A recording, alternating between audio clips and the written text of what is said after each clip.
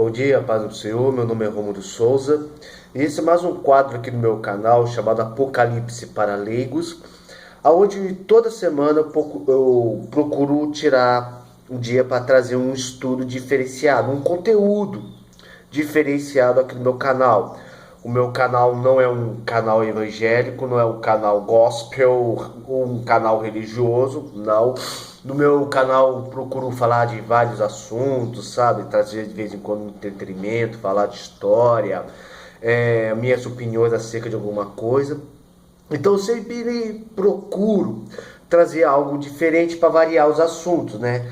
E todo sábado eu tenho trazido um pequeno estudo sobre o Apocalipse, né? Um quadro que eu costumo chamar de Apocalipse para Leigos. Então, antes de eu entrar no assunto de hoje, humildemente eu peço para que você esteja se inscrevendo no canal, apertando o sino de notificações, compartilhando esse vídeo, esse estudo, caso você esteja gostando, né? Deixando seu comentário, seu gostei e ajudando aqui no meu humilde trabalho, né? Então, sem mais delongas, vamos diretamente ao assunto, né? Semana passada eu abri um parêntese do estudo que eu estava dando, né? Porque eu comecei esse estudo já falando diretamente no capítulo 1 de Apocalipse. E antes de entrar no capítulo 2, eu abri um parêntese para explicar um pouco o que seria o arrebatamento da igreja, né? Que seria importante eu falar sobre isso. Eu deixo bem claro que esses estudos eles estão voltados muitos para a vertente pré-milenista. Por quê? Porque existem muitas interpretações acerca da Bíblia, principalmente acerca do Apocalipse, né? Existem vários estudos, existem várias vertentes escatológicas. Tem muita gente que até entra em brigas uns com os outros, porque cada um fica defendendo a sua própria vertente e tudo mais. Então assim, cara, aí eu não dispenso vertentes nenhuma. Existem várias interpretações. O mesmo versículo que às vezes defende uma vertente também vai defender outra. Então assim, cara, para ter um norte eu escolhi aquela da qual eu aprendi o Apocalipse, que eu estudei, que eu fiz o curso e tudo mais, que é a vertente pré-milenista. E mesmo dentro desta vertente existem várias outras correntes de pensamento escatológicos e tudo mais, né? Então assim, cara, nessa vertente pré-milenista, o que os pré-milenistas, também chamados pré-tribulacionistas, pregam? Falam que haverá o arrebatamento e após o arrebatamento haverá os 7 piores anos da humanidade, onde Deus vai demonstrar sua glória, o teu poder, o seu juízo entre as nações durante este período de 7 anos, conhecido como a Grande Tribulação. Então, semana passada eu falei um pouco sobre o arrebatamento. Falei de 2 figuras do Antigo Testamento, Elias e Enoque, que prefiguram a igreja de Cristo que seria arrebatada, não é? O arrebatamento é um episódio onde Deus vai tirar a sua igreja da terra, né? Tanto é que lá em Mateus, capítulo 24, Jesus, rapidamente fala assim. Tá passando um carro aqui perto, velho. Sempre que eu vou gravar, passa cara, é cachorro que late, é carro que passa, é vizinho que briga. Então, vamos lá diretamente ao assunto. Jesus fala em Mateus 24 o seguinte: Porém, daquele dia e hora ninguém sabe, nem os anjos do céu, nem o Filho, mas somente meu Pai. E como foi nos dias de Noé, assim será também a vinda do Filho do Homem. Portanto, assim como dos dias anteriores ao dilúvio, comiam, bebiam, casavam e davam-se em casamento, até o dia que Noé entrou na arca. E não perceberam até que veio o dilúvio e os levou a todos. Assim será a vinda do Filho do Homem. Então, estando 2 no campo, né, ou seja, estando lá dois amigos lá trabalhando na colheita, né, um será tirado, o outro será deixado. Estando 2 moendo no moinho, uma será levada, a outra deixada.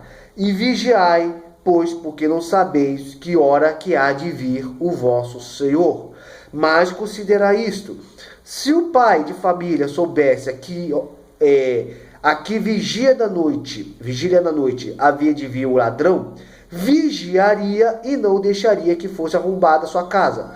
Por isso estáis vós apercebidos também, porque o Filho do Homem há de vir a hora que não penseis. Ou seja, Jesus deixa claro que haverá um momento em que ele virá para buscar a tua igreja, não é? Esse momento ninguém sabe, pode acontecer daqui a 10 anos, do próximo século, pode ser hoje, né? Às vezes eu posso não terminar esse vídeo. Então assim, ninguém sabe a hora, a data, nem nada que isso vai acontecer. A única coisa que sabemos é que Cristo virá e arrebatará a sua igreja. Então, você vai andar na rua, então todos aqueles que forem escolhidos de Deus desaparecerão da terra e terão um encontro com Cristo nos ares. Quem vai subir? Todos que fazem parte da igreja de Cristo, independente a denominação. Não importa se você é metodista, não importa se você é da Assembleia, se você é evangélico, se você é católico, se é aquela pessoa que no exato momento aceitou Jesus, ou seja, do exato momento que Jesus veio, independentemente de que denominação você for, aqueles que fazem parte da igreja de Cristo, a verdadeira igreja, a igreja espiritual, aquela que não é destacada por rótulos, mas sim pelo serviço que a pessoa presta a Deus, pelo seu amor, pela sua devoção ao Evangelho, essa pessoa irá subir. Não interessa a que denominação que você pertence, católico, evangélico, ortodoxo, se você realmente tem o seu coração voltado para Deus, independente, vamos deixar claro, eu estou falando claro isso, porque tem muita gente que vem aqui entrando numa guerra santa de católico contra evangélico, de que evangélico contra evangélico, denominação e denominação. Eu estou deixando bem claro isso, porque eu não faço parte daquela turminha da guerra santa, né? Onde as pessoas colocam o rótulo da sua denominação acima da palavra de Deus. Não. Se você realmente ama Deus de todo o seu coração, de toda a sua força, de toda a sua alma, de todo o seu entendimento, e se esforça para fazer a vontade do Pai e pregar o Evangelho, tenha certeza, você vai subir. Mas se você vive uma religiosidade de fachada, ou seja, você é aquele fariseu, você prega uma coisa, pratica outra, não interessa. Você pode ir em todos os cultos, você pode ir em todos os encontros, pode ter lido a Bíblia de trás para frente, de frente para trás, você não vai subir. Só subirá aqueles que se esforçarem até o fim, né? Como Jesus disse em outra passagem, né? Tudo isso acontecerá num piscar de olhos, não é? Só um minuto. Meus vídeos eles são sem edição, sabe? Eu gravando com o celular e depois postando. Então, às vezes, eu tenho necessidade de estar dando uma pausa. Bem, deixando bem claro isso, que a igreja que vai subir não é uma igreja rotulada por uma denominação, mas é aquela verdadeira igreja de Cristo, a igreja do serviço, fica a pergunta: por que haveria necessidade de Jesus tirar a sua igreja? Por que haveria necessidade de Deus tirar a igreja da terra? Esse é um assunto meio polêmico, complexo e complicado, não é? Existem várias explicações, né? Nós, na vertente pré-milenista, nós cremos no seguinte: haverá necessidade de Cristo retirar a sua igreja da terra para dar início à grande tribulação, né? Durante os períodos de 7 anos da grande tribulação, a igreja de Cristo não estará na terra. No entanto, ela estará com Cristo dos céus, né? Celebrando o que chamamos de bodas do Cordeiro. Ou seja, enquanto haverá os 7 anos de tribulação aqui na terra, durante 7 anos a igreja de Cristo estará com Cristo nos céus, numa grande celebração. Vamos lembrar que a Bíblia, ela compara a igreja a uma noiva, né? E o que a noiva mais quer? Estar festejando com o seu noivo em seu casamento. Então podemos dizer que a noiva de Cristo, a igreja, estará nas bodas durante esses 7 anos. Vamos lembrar também que na tradição judaica, A festa de casamento, ela dura exatamente 7 anos, não é? Não, 7 anos, 7 dias, não é? Ou seja, simbolicamente, 7 anos.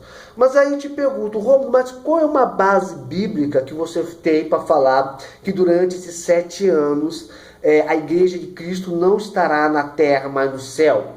E para quem seria a grande tribulação, então? Simples.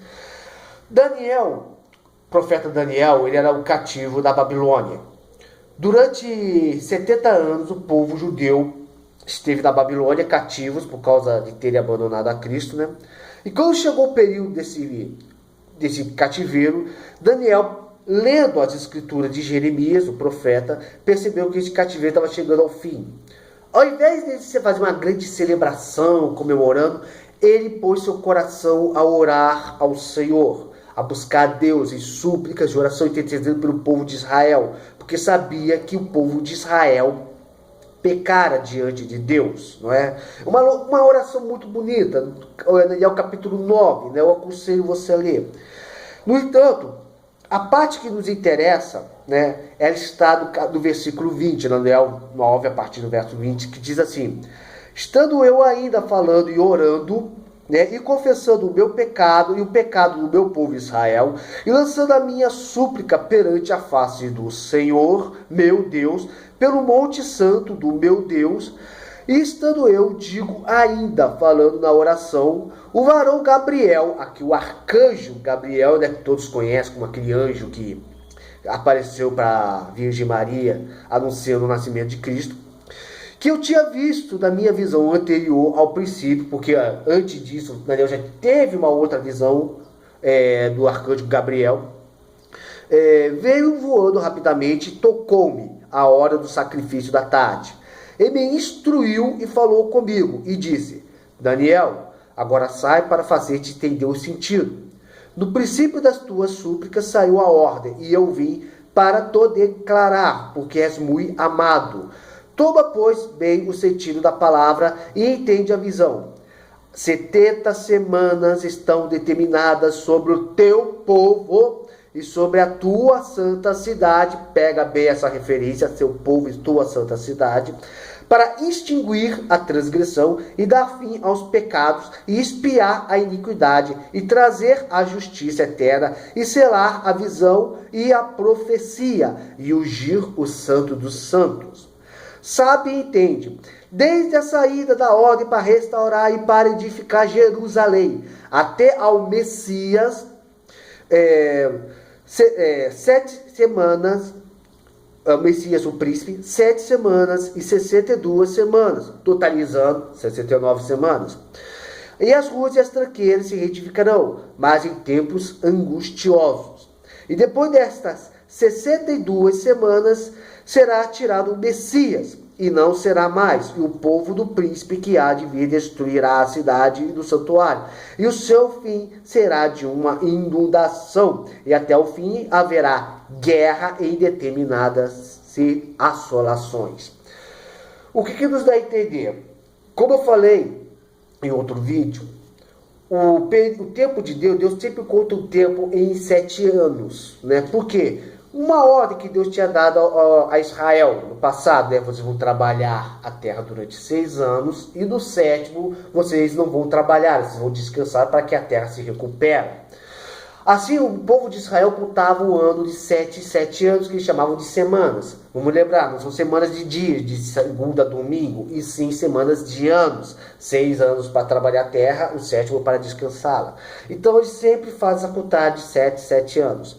Então, quando o arcanjo Gabriel chega a Daniel falando das 70 semanas, ele não está falando de 70 semanas de dias, ou seja, um ano e mais... um ano e mais alguns meses. Não. Estou falando de 490 anos. Ou seja, 70 vezes 7, 490 anos.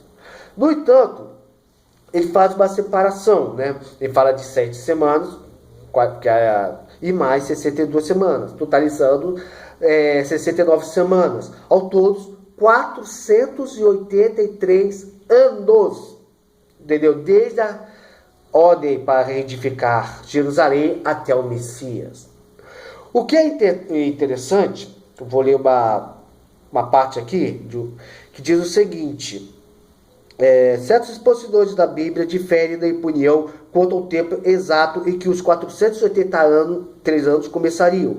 Alguns concluem que foi no ano 538 a.C., quando Ciro promulgou em favor dos exilados judeus, porém esse decreto visava a reedificação do templo. Vamos lembrar que primeiro, quando terminou o período cativeiro, o povo de Israel voltou para Jerusalém para primeiro reedificar o templo, depois os muros.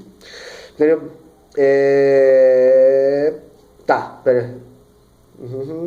Do templo, e não da cidade. Visava a reedificação do... É mais provável que a data inicial seja 457 antes de Cristo, e o ano em que Esdras voltou a Jerusalém e começou a reedificar a cidade. Neste caso, os 483 anos, terminariam em 27 DC, que foi aproximadamente o ano em que Jesus começou seu ministério. Ou seja, temos aí um período de 483 anos, que começaria no ano 457 antes de Cristo e terminou no ano 27 depois de Cristo. Vamos lembrar que o nosso calendário, existe um erro de 3 ou 4 anos, Ou seja, quando o nosso calendário, que começaria do ano 0, que deveria ser o ano em que Jesus nasceu, para falar a verdade, nessa época, Jesus já teria uns 3 ou 4 anos, Nisso, no ano 27 DC, seria o ano em que Jesus começou o seu ministério. Tem alguém que está tocando música lá fora, cara. Ou seja, entendeu? Nisso nós vemos a conclusão das 69 semanas. No entanto, Jesus, ele não profetizou, o arcanjo e o Daniel, eles não profetizaram 69 semanas, e sim 70 semanas. Espera só um minutinho só. Eu tive que dar uma pausa aqui porque estava passando o carro do som anunciando o mercado. Ia ser meio difícil, eu gravar com o carro passando. Sabonete, sei lá o que, tantos e tantos reais. Aproveite a grande promoção do mercado do Cidelândia. Ficaria meio difícil, cara, concorrer com isso. Mas, no entanto, como eu estava dizendo, foram profetizados 70 semanas, mas 69 passaram. Então, por que ainda não aconteceu a última semana? Bem, esse seria a grande tribulação, a última semana profetizada por Daniel. Se essa última semana tivesse acontecido, provavelmente podia haver uma salvação para um grupo muito reduzido de judeus, mas os gentios não teriam oportunidade de salvação. Vamos lembrar que Jesus, quando veio ao mundo, ele veio para a salvação da humanidade. Ele não vieram só para a salvação de Israel. Deus tinha um plano para com Israel, Por quê? Porque Deus, quando falou com Abraão, ele disse que em Abraão seriam benditas todas as famílias da terra. E por quê? Porque de Abraão viria uma nação, Israel. De Israel viria uma tribo, Judá. De Judá viria um rei, Davi. De rei viria uma descendência, a linhagem real. Dessa linhagem real viria o Messias, que é Cristo. E Cristo viria para a salvação de toda a humanidade. Deus tinha um plano para com Israel. Porém, Israel rejeitou Cristo. Ele rejeitou Cristo, Tanto que Jesus, em Mateus capítulo 23, ele fala para o seu povo: Jerusalém, Jerusalém, quantas vezes eu quis te juntar próximo de mim, como uma galinha faz com seus pintinhos. No entanto, eu virarei minha face e vocês só voltarão a ver o meu rosto quando clamarem Baruch haba Bashem Adonai, bendito que vem em nome do Senhor.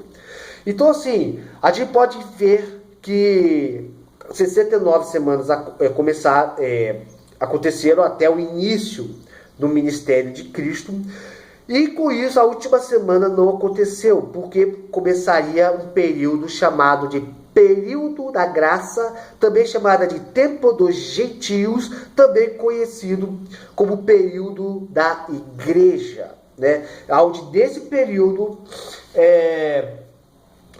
a salvação que seria para o povo de Israel se estende a toda a humanidade. Bem, um vídeo já está mais de 20 minutos, né? E eu precisaria de mais um vídeo para poder explicar acerca disso. No entanto, o que eu posso deixar é o seguinte: nós cremos que acontecerá o arrebatamento. O arrebatamento, segundo a vertente que eu prego, acontecerá antes da grande tribulação, né? Após isso, terá um período de 7 anos de grande tribulação. E essa grande tribulação não é para a salvação dos cristãos. A igreja terá sido arrebatada, mas será para a salvação dos judeus. O próprio versículo, né? Lembra que eu falei, pega essa referência, seu povo e sua santa cidade? Então, que o anjo fala para Daniel, 70 semanas estão estimadas sobre o teu povo e tua santa cidade. Então, quem é o povo de Daniel? Os judeus. Qual é a santa cidade? Jerusalém. Então, as 70 semanas são exclusivas para o povo judeu que precisa reconhecer Jesus como o Messias. Nós estamos no período chamado de período da graça, né, onde a salvação se estende por toda a humanidade, porém a última semana, que corresponde ao período da grande tribulação, ainda não aconteceu. Eu vou explicar isso mais no próximo vídeo, né? Até lá eu peço para você deixar o seu comentário, né? O que você acha disso, né? É um assunto polêmico, né? E com certeza isso não seria fácil explicar em um vídeo de 15 ou 20 minutos. Bem, vou ficando por aqui. Na próxima aula eu explico melhor acerca do período da graça, né? Muito obrigado se você me acompanhou até aqui. Ajude o canal, se inscreva, compartilhe esse estudo com seus amigos. Assista os outros vídeos do canal. Esse aqui é a